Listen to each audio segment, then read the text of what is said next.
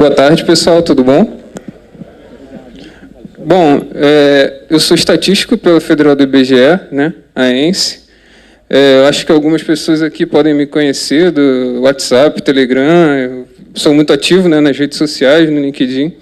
Eu tento disseminar bastante a estatística, né, venho fazendo palestras aí no Brasil todo. Eu fiz na Unicamp, aqui em São Paulo, fiz lá na minha faculdade, fiz aqui num evento aqui na semana passada, no Big Data Brasil Day, e eu vou fazer também no semestre de estatística da UF.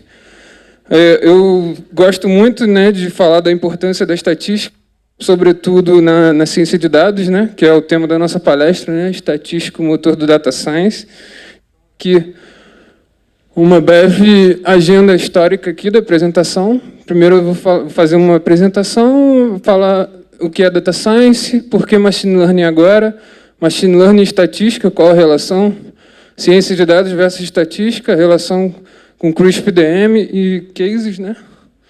Então, a gente começa em 2014, eu comecei a fazer estatística lá na ENSE, né? Que é a Federal do IBGE, a Escola Nacional de Ciência e Estatística. Lá no 6º período, eles permitem a gente estagiar só depois que a gente faz inferência estatística e conclui com sucesso, né? E aí eu comecei a estagiar lá na FGV, né? Na Fundação Getúlio Vargas, onde eu era estagiário na Superintendência de Bens Públicos, né? E lá eu trabalhei bastante com índice de preços, né? Que é muito utilizado aí para mensurar a inflação. Você tem aí o IGP da Fundação Getúlio Vargas, em geral de preços. Você tem também o IPCA do IBGE, que mensura inflação também, né? Uma metodologia muito parecida. E também serve para você deflacionar séries históricas, né? O salário que você tem hoje, ele tem um poder de compra diferente do que você tinha no ano passado, por exemplo. E você consegue deflacionar para comparar as séries ao longo do tempo. Eu usei isso na minha monografia também, vou comentar. E lá no IGP, né, o Índice Geral de Preço, ele é composto pelo IPA, o Índice Nacional de Construção Civil e o Índice Preço ao Consumidor, né? Eu trabalhei mais com esse terceiro, tá?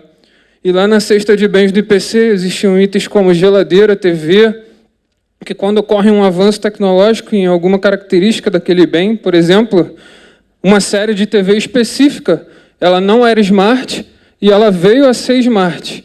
E como é que eu comparo o preço dessa série ao longo do tempo, né? Porque o smart, essa característica, ela agrega valor ao meu preço, né? E essa série ela era descontinuada, né?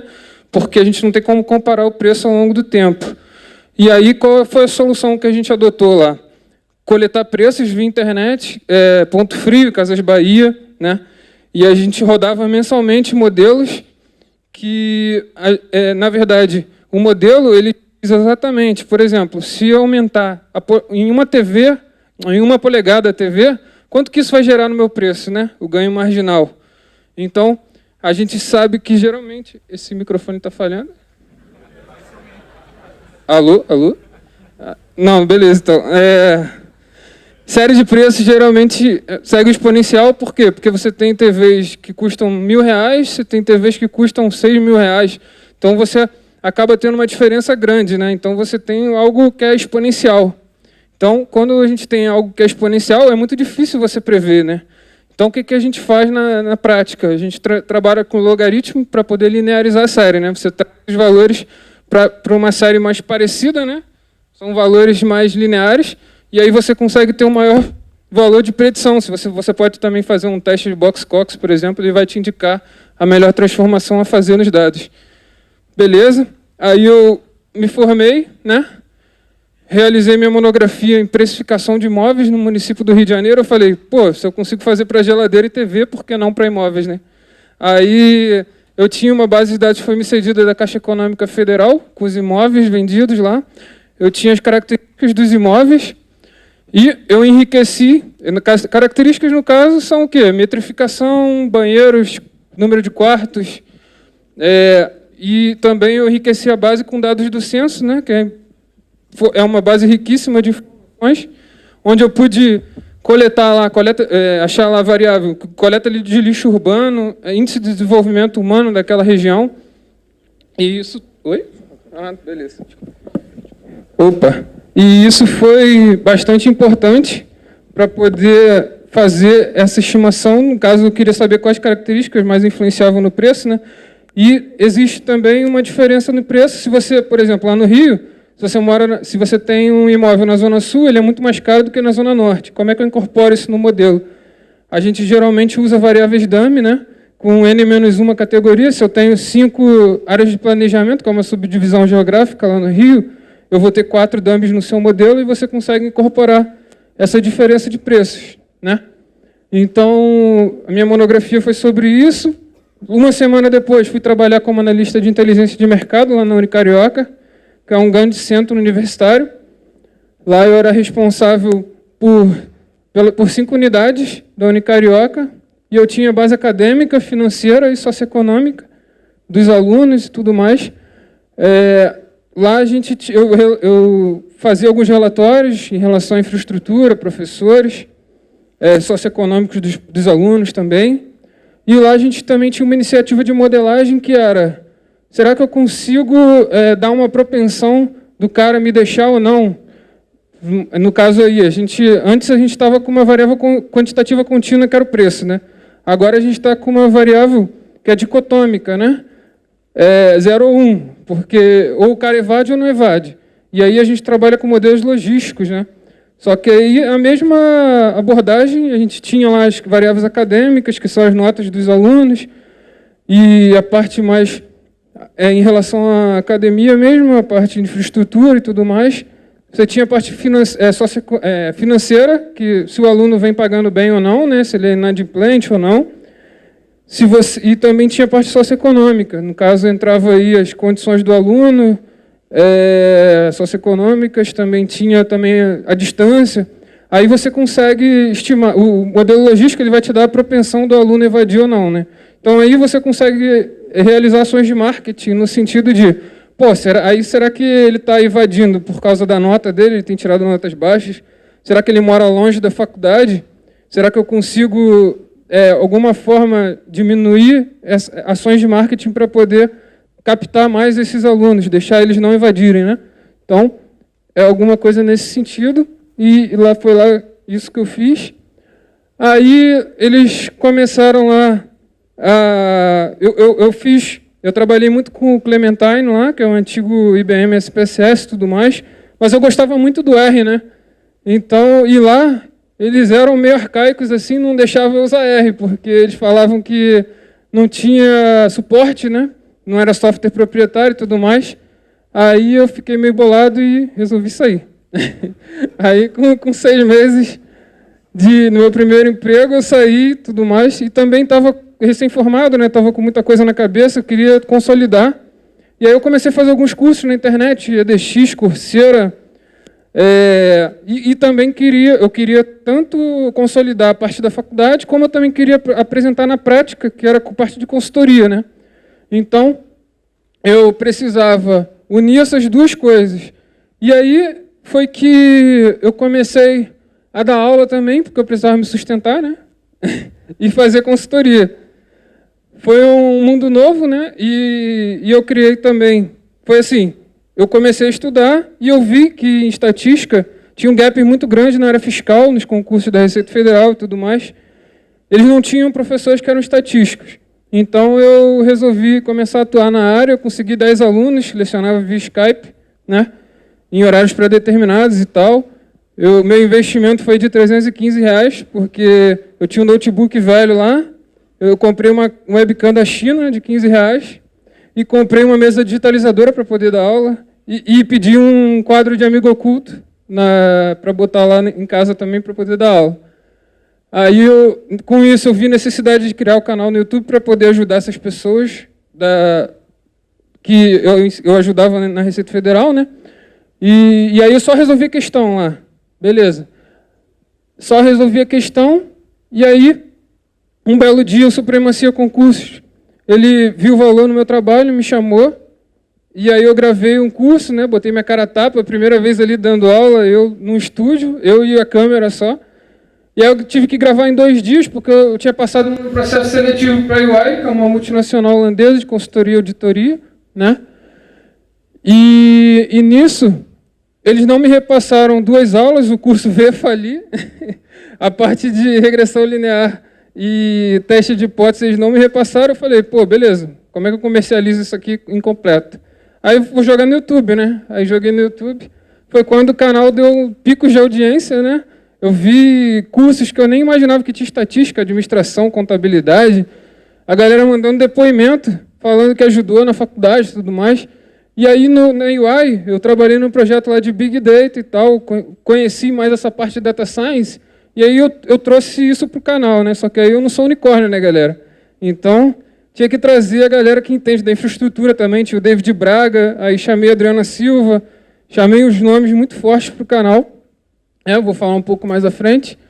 Aí eu também, lá na UI, era um negócio meio James Bond, porque eu trabalhava com dados que eram sigilosos, né? Então eu subia assim no elevador, ia andando, entrava numa sala, a primeira coisa que eu me deparava assim, tinha um papel escrito, você não pode usar celular, você não pode usar celular e você está sendo filmado. Eu falei, caraca, ferrou, estou no Big Brother. Pô, como assim, cara? Não pode usar internet, não pode usar... Eu falei, cara, como assim? Vou programar como? E Stack Overflow, como é que alguém programa esse Stack Overflow? Fala pra mim. Não tem como, não. Aí, beleza, foi quando eu conheci mais o Elefantinho, né, o Hadoop, e o Spark também tinha lá. E a gente tinha algumas iniciativas de identificar fraude. Eles acreditavam que quando o hospital estava mais vazio, será que eles não colocavam mais remédio nos pacientes, deixavam os pacientes mais tempo internados para ganhar em cima disso? É horrível pensar, né? Mas é fraude.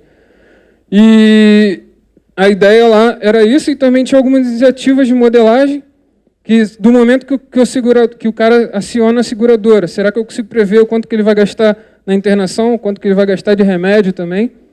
E também teve um box plot que eu fiz assim para ver o consumo do remédio, né? O box plot você faz as cercas, né? Aí, se passar da cerca, tanto para cima quanto para baixo, significa que você tem que ir lá auditar, por exemplo, para ver se o consumo realmente está sendo atípico ou não, né? Então, é a estatística descritiva, tá? É bem tranquilo assim, não é deep learning, não. Aí, lá na UI, eu fiz concurso do IBGE. Aí, felizmente, eu consegui passar em terceiro lugar para analista censitário. Aí eu comecei a trabalhar lá na gerência técnica do censo demográfico, né? Fazia alguns relatórios lá, desenvolvia alguns aplicativos para questionários dos povos tradicionais, quilombolas, para ver saúde, ver acesso também das comunidades e tudo mais. Aí fiquei um ano e pouco, 1 ano e 6 meses no IBGE e tudo mais. Eu também dou aula no PC Excel, né, de Estatística R, e agora também vou lançar um curso EAD em breve, né? Depois eu acompanho lá nas redes sociais. E beleza, mas o que é Data Science, né? Data Science, para mim, é um encontro de 3 grandes áreas, né? Matemática e estatística, ciências da computação e negócios. Matemática e estatística é você pegar a melhor forma de você coletar os dados, você analisar suas variáveis, você entender o comportamento, você conseguir expandir isso da sua amostra para a população, fazer inferência estatística, e você fazer processo de modelagem. Tá? Então, e ciência da computação, onde entra? Hoje em dia, a gente tem várias formas de armazenamento, né? Então a gente precisa ter um armazenamento robusto e tem processamento em paralelo para poder ter uma entrega num tempo desejável. E o negócio é o quê? Pô, para que eu estou fazendo essa análise? Se eu não sei que eu estou fazendo análise, para que eu estou fazendo? Então, você tem que conhecer do negócio, você tem que entender do que você está fazendo para você até gerar insights, né? Então, a gente geralmente tem o banho de loja, né, que você conversa com os profissionais de outras áreas para poder entender do seu negócio, para você desenvolver aquilo ali, né? Beleza. Por que Machine Learning agora, né? A gente vê aqui no Google Trends, ó, tem lá Machine Learning azul, Big Data, Artificial Intelligence, Data Science, né? Aí começa lá em cima Big Data, lá em setembro de 2015, né? E ele sofre um ponto de inflexão aqui em maio de 2017, aproximadamente, né? Vai caindo e sobe o termo Machine Learning muito em alta, né? Aí eu queria tentar explicar um pouco isso. Beleza. Como é que eu entendo isso? Antes a gente tinha pequenas massas de dados, né? A gente tinha ali planilhas de Excel, a gente tinha os dados ali em TXT e tudo mais, né? Não eram tão grandes assim. Hoje em dia, a gente tem 2,5 quintilhões de bytes são produzidos diariamente, segundo Big Data Analytics ali do Coursera, né? E não só isso. O que mudou, né, de fato, né? Mudou a forma de você captar o dado. Hoje a gente capta imagem, capta som, consegue analisar vídeo. Então, mudou ali. Cerca de 80% dos dados são produzidos. Fotos, vídeos, textos, tweets. A gente consegue fazer análise de sentimento. Lá no canal StatDados, eu pedi para um colaborador fazer um vídeo na época dos presidenciáveis para saber o que as pessoas estavam achando dos presidenciáveis na época. Tem lá um vídeo lá disso. Então, e antes a gente tinha dados estruturados, né? Houve também um barateamento do armazenamento, aumento do processamento. 1 GB de armazenamento custa 50 centavos de dólar hoje, né? E a gente tem clusters de processamento em paralelo. Antes o armazenamento era mais caro, muito lento. E o machine learning antes era só mais uma área de atuação. Hoje em dia tem investimento bilionários de grandes empresas, IBM, Microsoft, Amazon, Facebook, Nvidia, né? Então, houve uma mudança bem grande, eu acredito que eu atribuo a isso aquela subida em relação ao Big Data, né?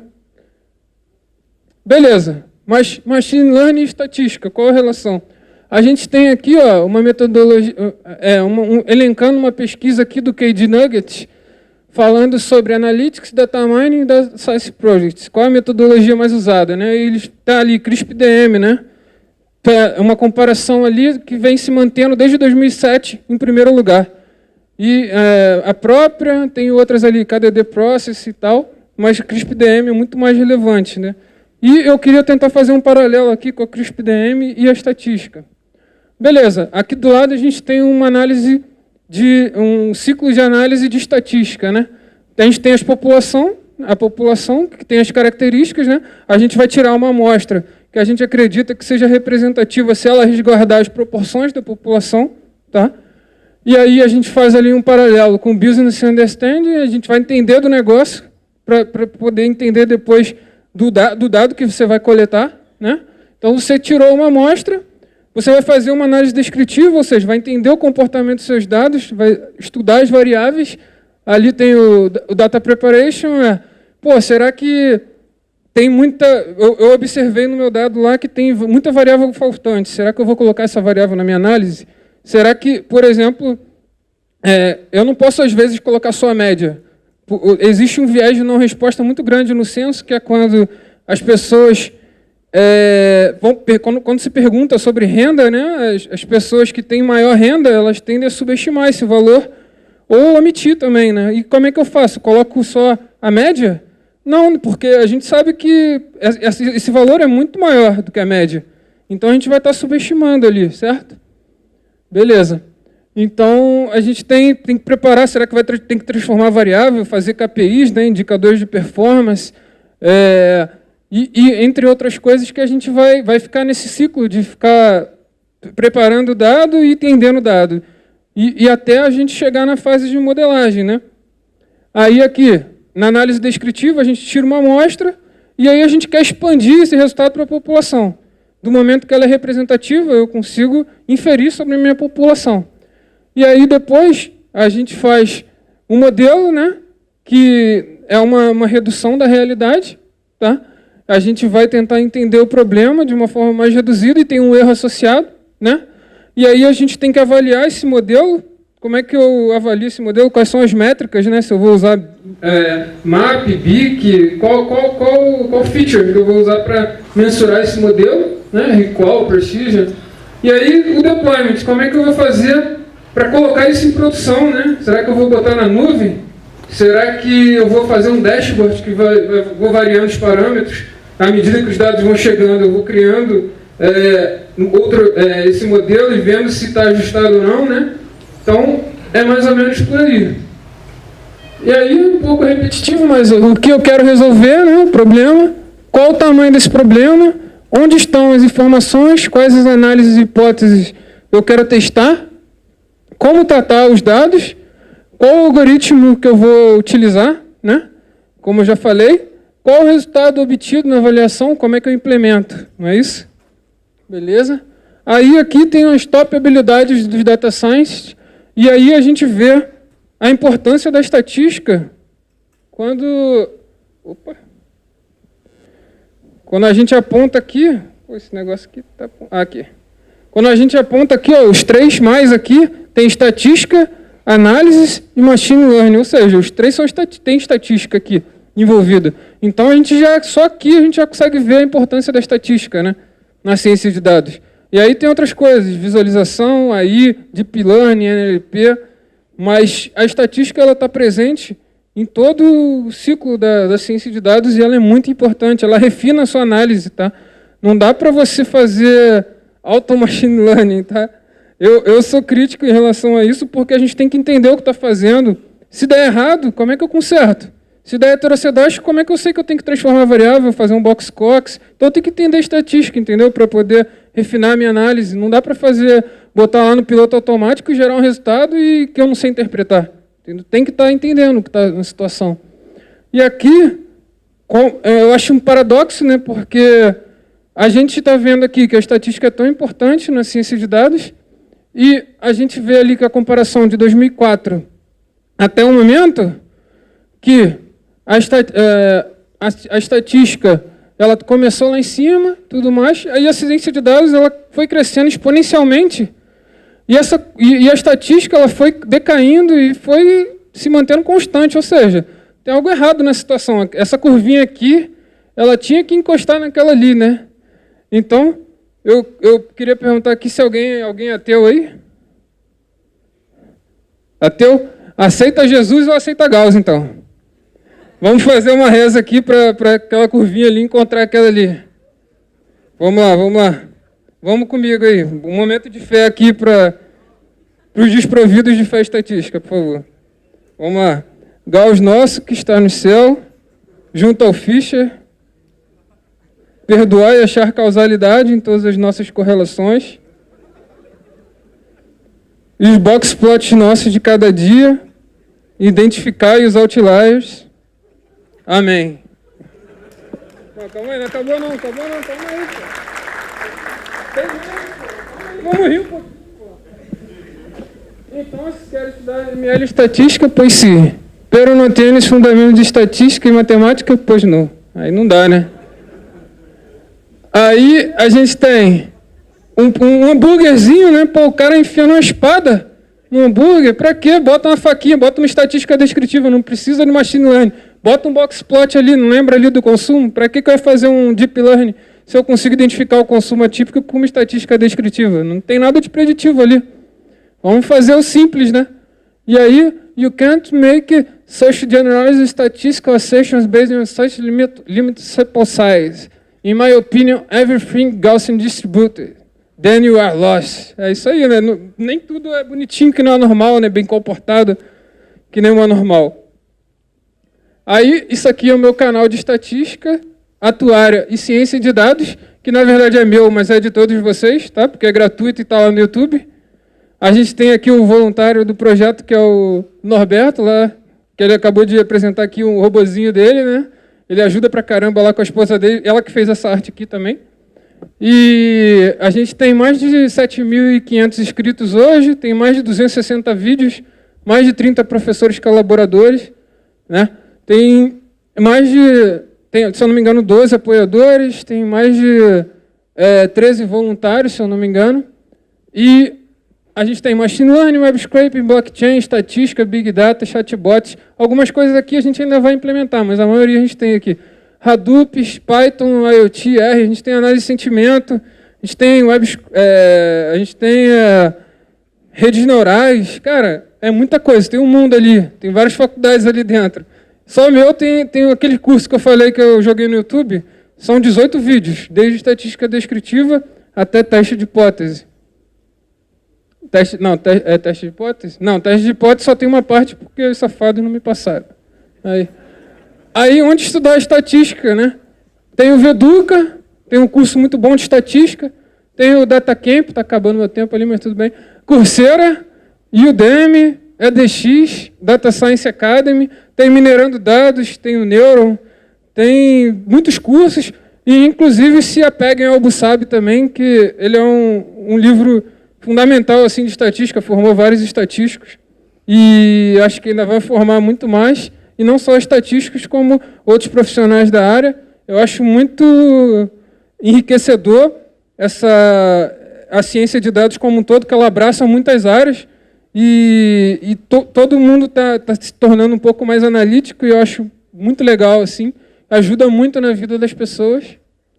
E aí eu queria terminar aqui essa apresentação falando para vocês que eu fiz com capricho, e capricho, segundo a definição de Mário Sérgio Cortella, que é um filósofo da USP, que muito sábio, assim, que só de ouvir ele falar, você já fala um pouco melhor, entendeu? É bem intelectual, fala de assuntos muito interessantes, e é você fazer o seu melhor na condição que você tem, enquanto não tem condições de fazer melhor ainda.